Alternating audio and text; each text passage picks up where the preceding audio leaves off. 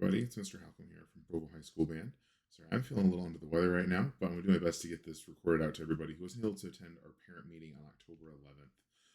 Our parent meeting on October 11th was about our St. George overnight trip. Provo City School District requires programs to have a parent meeting at least 2 weeks before the trip takes place in order to go over itinerary, packing list, things like that. And that's what we're doing right now. But anyway, I'm going to take my face off the screen so you can see the rest of this for a little bit. And here we go. Something I'm going to go over real quick is a quick glance at the itinerary. Then I'll go over that itinerary item by item. I'll discuss the packing list of things, what to bring, what to leave at home. There's some really cool volunteer opportunities. I'll go over travel policies. At a quick glance, on Thursday, we'll meet in the band room. Then we'll go to Shoreline and perform for the middle school kids. After that, we'll feed them lunch at Shoreline, and then we'll head on down to St. George. We'll check into the hotel. We'll change into some clothes for our concert. We'll go to dinner. Then we'll go to the concert. Then we'll come back to the hotel and call it a night. On Friday, there's a lot of moving parts on this still based on how our performances go in the UMEA circuit as well as the football team. But the current plan is to eat breakfast at the hotel and then check out right away and head to Utah Tech. We'll unload, we'll warm up and perform. Right after performance, there are pictures. We'll store our equipment and props. We'll stay for awards. One careful thing of note is that students need to bring money for lunch on their own. If this creates a financial imposition for you or your family, please reach out to me so you can make sure that all the students are fed. If we get a chance to stick around this late in the evening, we'll watch one of the college marching exhibitions. We'll grab dinner halfway back on our way home to Provo. We'll grab a bathroom break, and then our goal is to get home between 9 and 10 o'clock. But kind of going item by item, we're going to start Thursday morning at 7:30. That's our call time in the band room. That's when we start checking off luggage, equipment, uniforms, and so on. There's a packing list that will be sent home, a paper copy with each kid, as well as a digital copy that is available in the student access folder. We meet at 7:30. We leave at 8:30 because we need to be at Shoreline and setting up in time to perform for the band students during advisory period. When we finish performing for Shoreline, we'll have lunch brought to the middle school. We'll feed the kids there. We typically do Chick-fil-A sandwiches, and after we're finished eating, we'll head out for St. George, and that's Thursday morning in a nutshell. Next, while we're on the road, we'll take off to St. George. Our bathroom does come equipped with an on-board bathroom, but those are only for emergencies, not just to swing by and tinkle. We'll take a bathroom break about halfway on our way down. Once we get to the hotel, we'll check in. At this point, if students are going to change into nicer clothes for the symphony performance, and they need to change that at this point of the evening. And then after we change, we'll head to dinner. Our hotel and dinner information are provided there. And the picture in the background is actually a picture from our hotel. Thursday evening, we'll grab a group dinner at Golden Corral. This is paid for by the band. Then we'll go to the Utah Tech Wind Symphony concert. Nice attire, semi-formal to formal is encouraged, but it is by no means required. The one thing I will require is that students are not on their phones or talking or distracting during the performance. And then after that, we'll return back to the hotel. And this is where we can get into some of our hotel policies.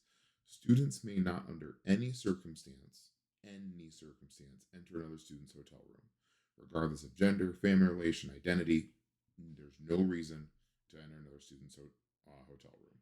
Then we'll have lights out and sound off by 10:30 p.m. and that's Thursday. Now, going into rooming assignments, like I was saying, students are assigned based on the gender listed in PowerSchool with Provo City School District. I typically assign students by sections. These are the people they spend the most time with, shoulder to shoulder, working in the marching season. These are some of their most natural friends to share a room with on our overnight trip. Our hotel has 2 queen-size beds and a couch pull-out queen for a total of 6 spots. Students will be assigned 5 or 6 students to a room. For the packing list, the hotel typically provides towels, washcloths, shampoo, conditioner, things like that, or at least basic shampoo, conditioner, bath soap. But some things that kids need to bring: toothbrush, toothpaste, deodorant, non-negotiable, please. a hairbrush, or whatever you use to take care of your hair. My hairstyle is a little different than some folks, but whatever you need to take care of the hair, bobby pins, hair ties, etc. Just some general clothes for everybody. You're gonna need pajamas for Thursday night, something appropriate to sleep in. Then Thursday evening, if you're changing into nice clothes for the concert, you'll need black socks and underclothes for 2 full days, all day Friday and all day Saturday. My recommendation is to bring a third just in case.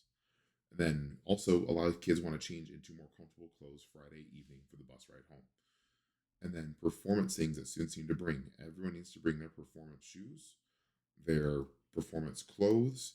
For most of the band, they have a blue top, a brown shawl with pins that hold the shawl in place, performance gloves, as well as any equipment that they bring. So, color guard equipment, percussion equipment, wind equipment, all of that needs to get packed. And that takes us through the day Thursday. Like I said just a moment ago, Friday has several asterisks throughout the day that depend on things that will be decided between now, October 13th, and November 8th. But the current plan is we'll wake up, we'll do breakfast in the lobby bright and early, then we'll check out, and we will not return to the hotel. But we'll check out, we'll head out to Utah Tech, we'll set up. My guess, as far as our performance and warm up times, my guess is anywhere between 10 and noon. The 4A division that we compete in is larger this year, and there aren't as many 2 and 3A divisions, but we're also scoring higher in the 4A division. But as soon as they get more of those specific times, I'll be sure to get those out to families so they can purchase tickets and travel accordingly. But after we perform, there is a picture vendor. I can't remember the name of the company, but every year there's a vendor there who takes pictures of the entire band and of each individual student. These are professional quality pictures. They also sell them to you at a professional quality cost. This is a really cool opportunity for you and your kids should you choose to take advantage of it. However, it is not in any way tied to their participation in band. We do not receive money back from them if you purchase pictures. It is just a cool thing if you choose to buy it. Similarly, in the past, they've had live stream vendors that will pay the legal rights to stream the state finals, and they'll put it up online. I'm not sure if it's like $5, $30, $50. I don't know the rate, but those are typically available for folks, but they are not by any means required. But after we perform, we'll take the pictures, we'll load the bus, and then stick around for 4A awards. This is where things get dicey. If varsity football is still in the playoffs, there's a good chance there will be a home football game later that evening, and we may or may not be asked to return back in time for that. That is all very much what if, but it is a real possibility. Like I was saying, lots of plates in the air with decisions still to be made. Likewise, last year we got a chance to watch Southern Utah around the 4 p.m. performance slot. There's a good chance they may switch with Utah Tech, another college band that is performing an exhibition. So which band we get to watch depends on the scheduling with UMEA, as well as the scheduling of 5A bands, award ceremony, and things like that. Regardless, our goal is to have the band back in Provo and dismissed around 10 o'clock. Realizing that we're traveling from St. George, that is, there's some degree of variability in there, but the last several years that's been our arrival point. One last thing, if parents, you're traveling to St. George and watching the competition and you want to stay for the weekend, you are welcome to check your student out. Just make sure they have a photo ID. Likewise, if you are sending your student with someone else who is not registered in PowerSchool, who I haven't had the chance to meet, if Aunt Ethel from Hurricane is going to drive over and pick up your student for the weekend, please communicate that in advance so that I can make plans to make sure that your student arrives safely with the person that you intend them to go with. I talked about the specific packing list a little bit earlier. All of those things are listed over here in this green do bring category. Some optional things, these are not required. Games for the bus are allowed, nothing too loud or obnoxious. Extra clothes for ride home, those are totally fine too. Some absolutely do not brings. Weapons, drugs, alcohol, anything that you can't bring to school. there's no need to bring more than one suitcase or exceptionally large suitcases. We are staying for one night for one marching competition. So ideally, your suitcase should be about the size of an airline carry-on. Parents, this is a really cool opportunity that also contributes to a fundraiser for our band program.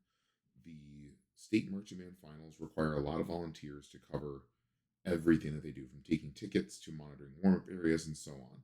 In order to staff that, they put that out to the band parents across the state at 6 p.m. on October 15th. If you go to this link, bit.ly/redrocks-info, you can sign up for slots, and I believe that gets you into the performance for free, and you can pick the time slots that you're able to watch Provo High perform, and then still be able to go back and volunteer. At the end of the entire event, they add up all the man hours, and then they send our program a check based on how many hours people from Provo High worked. So if you're going to St. George and you're wanting to watch it and help fundraise a little bit, as well as help the event go off, this is the opportunity for you. Admittedly, I am a 90s millennial baby, and I had my Midwest version of this guy as my substitute frequently. He would just grumble and threaten to send us to the principal for SWATs. And now we don't do SWATs anymore, but some very stern non-negotiables that I have to impress for everybody, for parents and students alike. We'll just cover him up for a second. Criminal behavior. When the law is broken to the point where the police are involved, there's a limit to how much I'm able to help students. I will do everything I can legally, safely, responsibly, but that may result in fees and other discipline with the student when we return to Provo High. That may result in additional help from parents. I mentioned this on an earlier slide, entering another student's hotel room. Students are not allowed in each other's hotel rooms, regardless of who they are, who they know, who they live next to, nothing. I will send students a list of the 5 or 6 kids that are assigned to their room, and those are the only 5 or 6 people allowed in that room. And then lastly, hotel damages or theft. I encourage students when they arrive to do a quick walkthrough to check all the electronics, anything that belongs to the hotel that's in there. Take a picture if you need to of, hey, there's a crack here in the sink, and then come down to the lobby right away. Because if there's any damages or theft, that's assigned to the people in the room. And if it's clearly associated with one kid, it'll be assigned to that kid. If it's not clearly decided, it may be split between all 5 or 6 students in the room. Thankfully, these are things that I have not had to deal with at Provo High. We've got great kids, but just realize these are some of my non-negotiables that I can't waver on. Medications. Typically, I ask kids to take care of their own meds. If they're taking anything more intense than over the counter, I just ask that you send me a basic label and count. An email is fine.